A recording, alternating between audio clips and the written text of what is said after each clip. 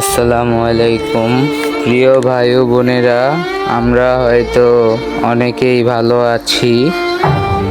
আমরা একটু যদি উপলব্ধি করি যে আজকে যদি আমরা কুমিল্লাবাসীর দিকে একটু তাকাই, তারা কতটা কষ্টে জীবনযাপন করছে।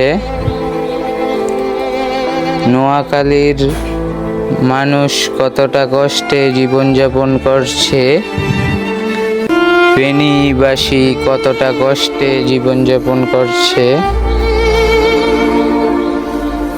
ফেনীতে প্রায় ৩ লাখ মানুষ পানিবন্দী হয়ে আছে এবং জানা গেছে সেখানে একটুও বিদ্যুৎ নেই।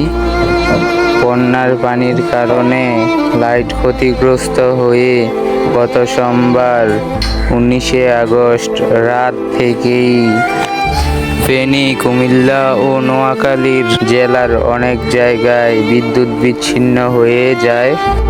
আমরা হয়তো অনেকেই বিদ্যুৎ দিয়ে আলো দেখতে পারছি, বিদ্যুৎ দিয়ে কাজ করতে পারছি, কিন্তু এই মানুষগুলোর কথা একটু চিন্তা করেন, তারা কতটাই কষ্টে জীবনযাপন করছে।